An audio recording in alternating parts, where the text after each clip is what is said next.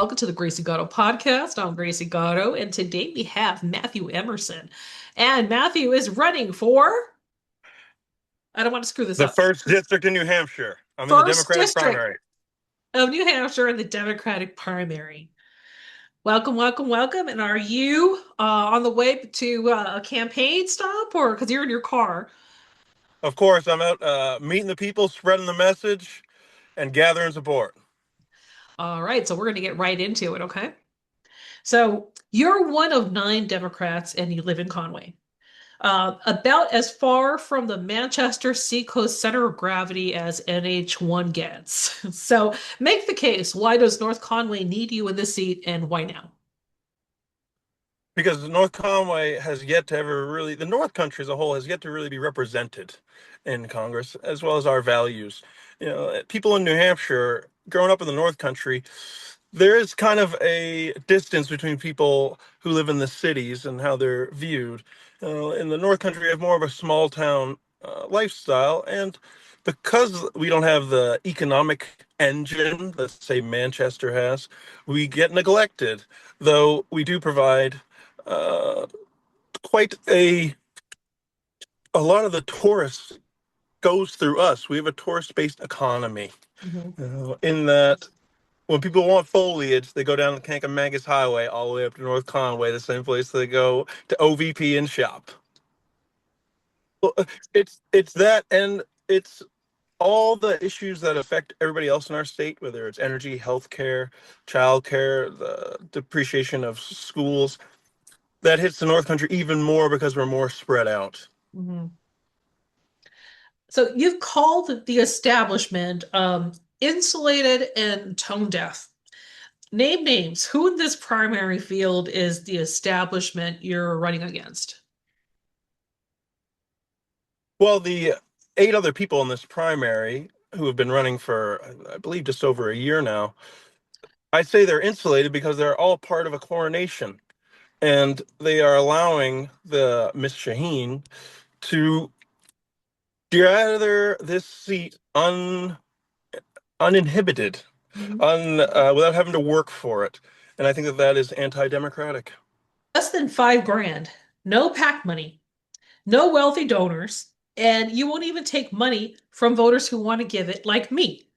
So, is it principle or is it making a virtue out of a wall you can't climb? It's principle, and this time people are struggling. You know, gas prices are high, food prices are high, and people can't afford $20. And I'd rather have you keep that money, save that money, spend that money on a good meal, put gas in your car or something for your kids, rather than giving it to me because I can do the work of spreading my message without having to take your money. So, campaigns cost money. Ballot access, gas, a website that loads, it takes a lot. So, if you genuinely refuse all of it, how does anyone in Manchester even hear your name before September 8th? Well, luckily there is a thing called earned media, Mhm. which I have a habit of getting, and I go to where the people are, as well as using every tool at my disposal via social media and meeting people where they are, social media, and earned media. It when you're determined, people will hear you. Fair. But Heath Howard's running as the populist too, and he's actually raising money to fight. Why is your way better than his? My way is better than his because I'm genuine and he's not. How do you know? Because I don't have to ask people for their money. I don't need to set arbitrary amounts on how much I'll take from lobbyists or big pharma that will then compromise my views and my ability to adequately represent my constituents. The fact that he's so willing to alter his views, to take money anywhere he can find it, shows that he is capricious in nature and not sincere. Okay. So we strip away the campaign finance message for 1 minute. Give me your top three votes you've taken the first 100 days, concrete bills. Now, we're not talking your feelings, but bills, like stuff you're going to push. Tell me about that. The first thing I want to push is to get immediate relief to working families via tax credits for childcare. Mhm. And I want to have people get relief on their energy bills. People deserve subsidies, especially because they're struggling, and we can afford to do it. So I'm going to vote on that immediately because people need immediate relief. Affordability is eating this district alive. Housing, energy, groceries.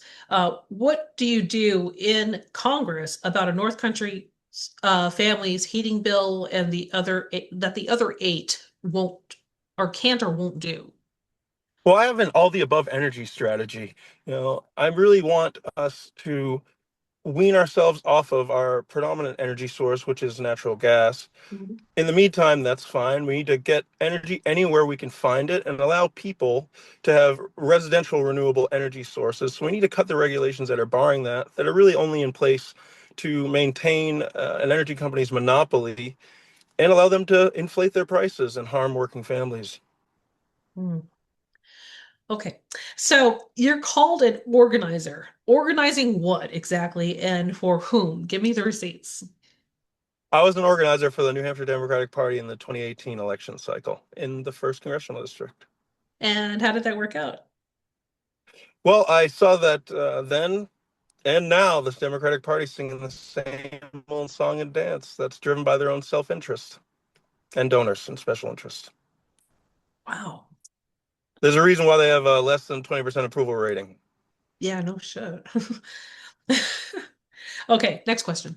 Um, if you lose this primary, and the math is brutal, what happens to the movement you say you're building?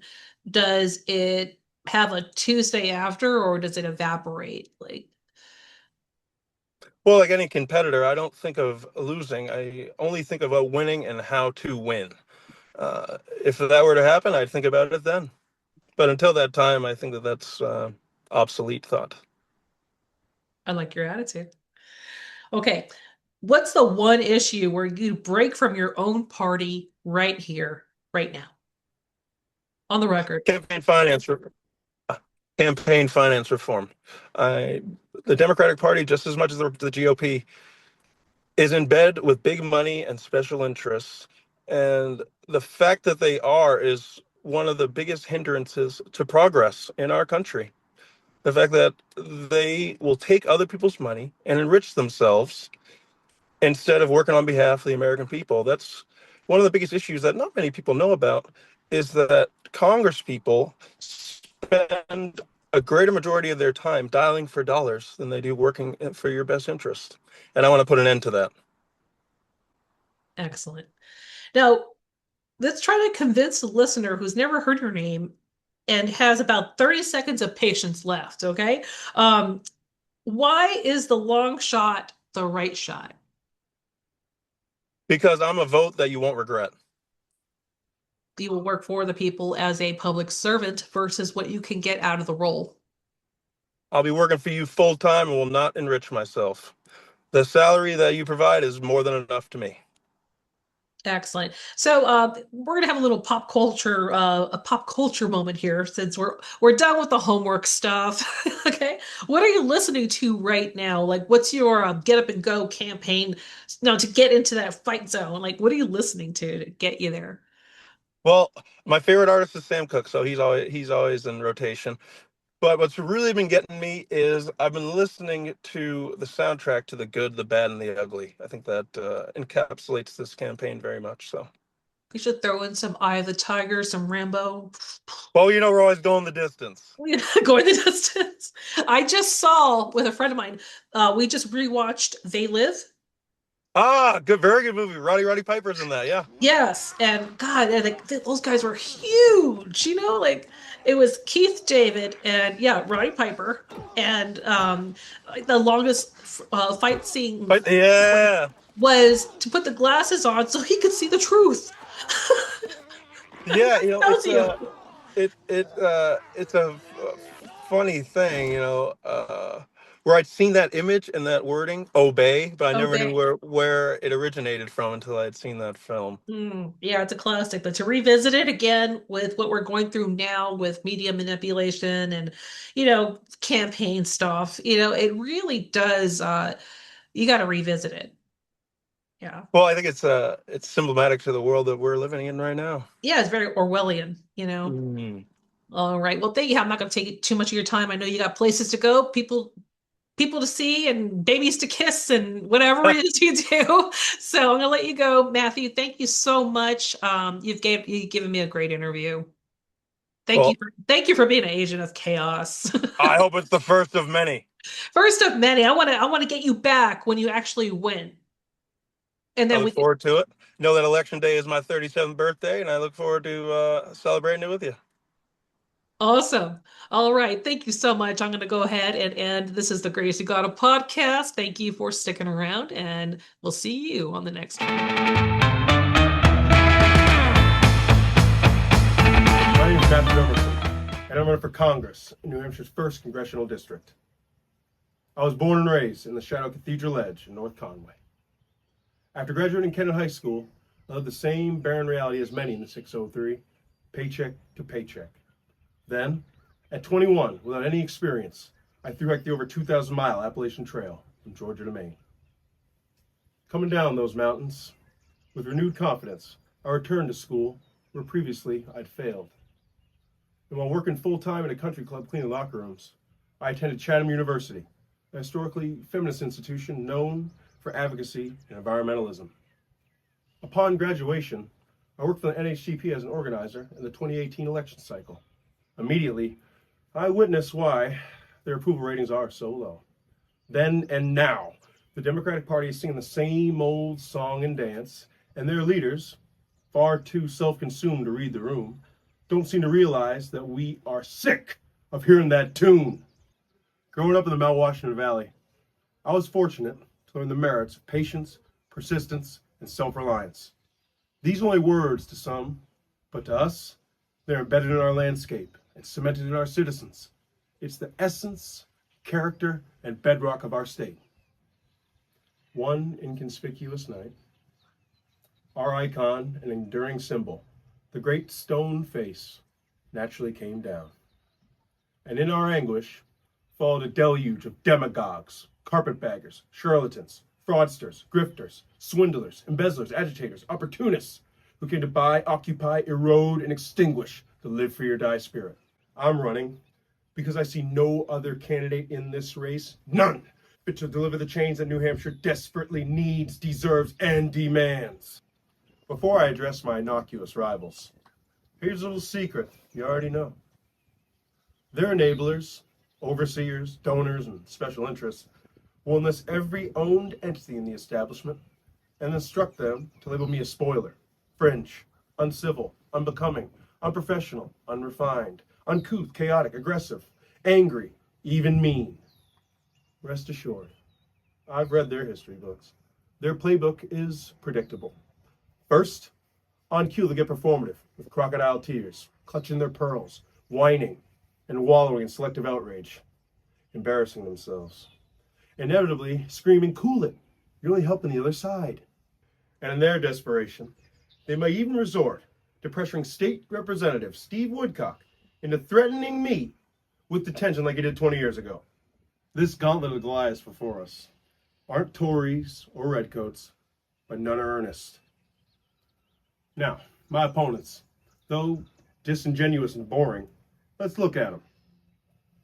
The Honorable Bill Conlon, thank you for sharing your ketchup sandwich story.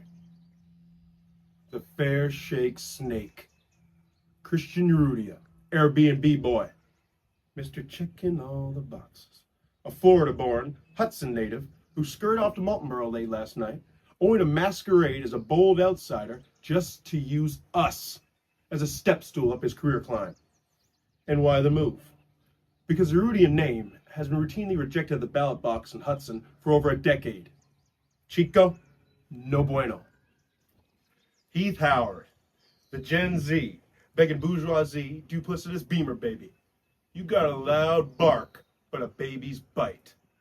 First job after college, U.S. Congressman. How pretentious, considering just last week you were still doing homework. Sarah C., Mrs. Zelensky, simply, let me ask you, where in the 603 is your residency? I'll give you one hint. It's not in the 1st District. Carly B., the ambassador of the Harvard bubble, pure crimson crass, a professional student and political leaf peeper who's performative of her selective outrage, who may be smart, but these times call for more than brains. We need a backbone. Maura Sullivan. More Maura, more problems. Illinois born, bred, and baptized, yet she spends millions to brand herself a lifelong Granite Stater. For money-burning Maura, it must be. The more Maura we hear about, the more problems we see. And finally, the anointed heir, Miss Name ID, fiercely fighting for nobody, and can't stand on her own FWT. The no-trick pony, the Nepo baby queen, too sus to trust, Miss Stephanie Shaheen.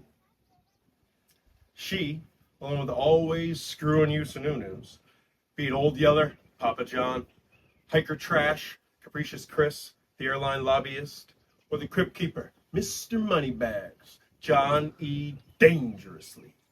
The Shaheen Sununu Syndicate has been drunk on power, wetting their beaks, and dipping their hands in everywhere they can find on the carousel of public office, lobbying, and academia via the public till. In this election, we must cut them off and vote them out. Our state has been overrun by MIDs, MIDs, massholes in disguise, who are hell-bent and heavily invested in a donor-approved, special interest-sanctioned heirloom handoff, all to celebrate another chapter in this gluttonous oligarchy ruling the 603. Who made it law? And where does it state in our Constitution that only millionaires, billionaires, or those with a prominent parent are allowed to have a good idea, solve an issue, or lead? The establishment fundraises off the frailty of American democracy by branding itself as its guardian to the electorate. They present the illusion of choice in public, but in reality, they've already canceled this primary and began curating a coronation, while concurrently howling and pleading about protecting our democracy. You can't ignore the facts. They preach democracy, but practice and monetize hypocrisy. Now let me tell you what I'm here to fight for. We must get money out of politics. That's why I'm self-funding this campaign with less than $5,000 and won't seek or accept a donation from anyone. I'm not a rich man. I can do more with less. And I'm determined to end public service being used as an investment towards generational wealth. I'll fight for universal health care. That requires a population healthy enough and aware enough for it to be sustainable and unable to bankrupt our country. We don't need sick care. We all have that via the emergency room. We need to lower the actual cost by practicing health care. We must protect the programs that seniors in our state depend on and earned through their hard work. That includes Medicare and Social Security. Our state consistently has amongst the highest energy costs in the nation. To lower energy bills, we need all the above strategy, and that includes expanding nuclear power and renewables to combat cost and meet demand.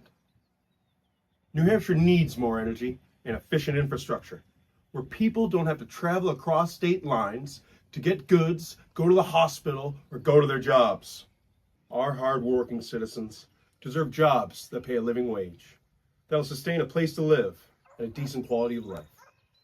Families must have the ability to actually afford a home, and housing costs shouldn't exceed more than a third of their income. Our citizens deserve the dignity of home ownership and the security of property rights. And I'll fight to make sure that corporations are banned from owning single-family housing.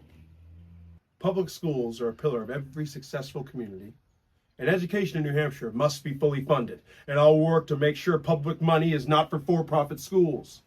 One of the issues burdening New Hampshire families the most is childcare. And to lower the burden on families, I'll demand tax credits for childcare. Border security affects everybody. And I'll fight to make sure New Hampshire has a secure border and law and order, absent of discrimination, bigotry, ignorance, and intolerance. Our brave men and women of law enforcement should be respected, appreciated, and held accountable. I will never stop fighting until justice and accountability cease being slogans, stop being savvy business moves or political buzzwords, but become an American ultimatum, like liberty and freedom. Either we have it here or it exists nowhere. Our state doesn't need big corporations. creating monopolies in every sector, destroying choice, stifling competition, and undermining American private enterprise. These times call for every ounce of American creativity and ingenuity to be unshackled and unleashed to power the progress we need. The world requires a rejuvenated and respected America, with a firm commitment to preserving peace and justice in the world. America doesn't need to be everyone's friend, but can't be anyone's eternal enemy. The issues confronting us are not new, but we must pursue them with an ardent sense of urgency, inspiration, and purpose not witnessed before in the granite state.